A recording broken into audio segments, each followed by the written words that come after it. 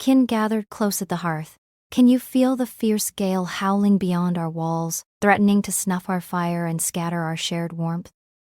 What if the winds that bury our paths in frost also chill the hands that tend our fields, leaving children and elders to huddle without bread or wool?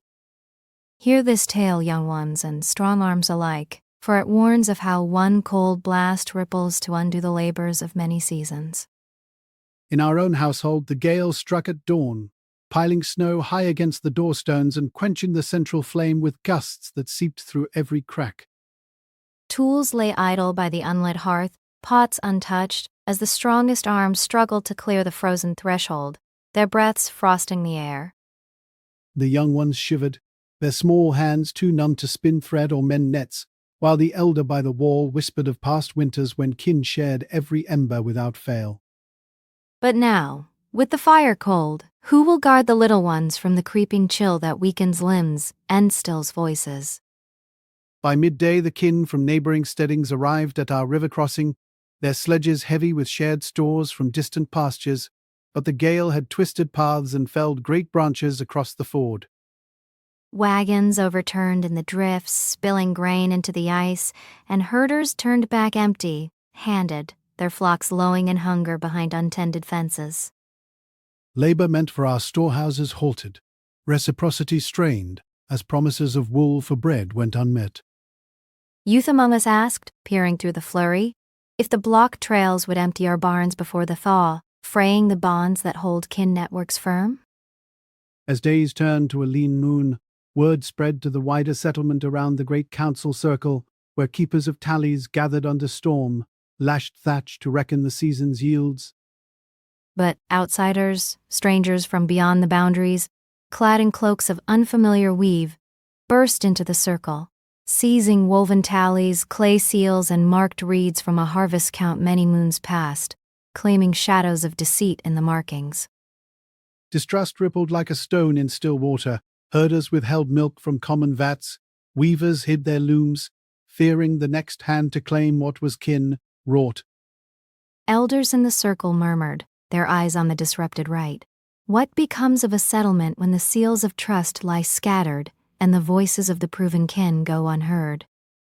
Weeks deepened the frost, and at the pasture's edge a sharper strife unfolded.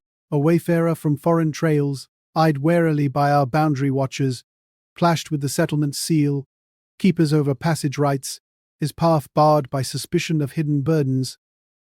The scuffle left tools dropped and a voice absent from the evening call, the air thick with unspoken fears that chilled deeper than wind. Families near the boundaries drew children inward. Elders' tales of old pacts left half-spoken, as merchant houses along the trade rivers shuttered doors, their sledges undelivered. From the workshop shadows a youth wondered aloud, clutching an idle spindle. How long can kin labor alone when boundaries breed such broken circles and distant storehouses hoard what our hearths need? Seasons wheeled onward, the gale's echo compounding through untended fields where spring shoots withered under unchecked weeds, soil hardened from neglected plows. Kin networks thinned as youth wandered to other river crossings, seeking steadier labors, their skills half-learned and unpassed to the little ones now tending cold gardens alone. Storehouses stood near, empty, rituals at burial grounds whispered by fewer voices, the land itself groaning under footsteps too sparse to steward its cycles. In the council circle, tallies lay unrestored, reciprocity faded like smoke from a dying fire. An elder's gaze swept the circle, voice steady as stone, when gales and grasping hands scatter our seals, and still our shared songs, what roots remain for the lineage to grasp?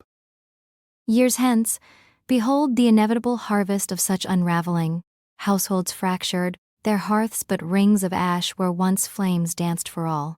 Elders forgotten in corners, their wisdom echoes unheard amid idle tools. Children with hollow cheeks grasping at weeds where grains should grow, trust withered like untended vines, reciprocity, a path long overgrown, lands barren, yielding thorns instead of bounty, skills lost to the wind as youth chase shadows beyond kin bounds. Kin at this fire, heed the elder's charge, stoke the flame now, mend the seals with proven hands, guard the labors that bind us through gale and grudge. For only an unbreaking household kin, strong and land true, does the circle endure beyond the frost. Kin at the hearth, if the whispers of elders kindle a spark in your breast, bear it forth into the shared light, voice it among the circle, weave it into the tales that bind us, and stand firm in its right to keep the old wisdom aflame.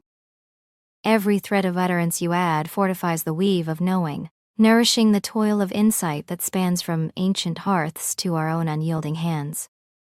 Let your call join the chorus, sustaining the quest for what rings true, probing not just the heart's own shadows, but the woven fates of the lands and labors we claim as kin.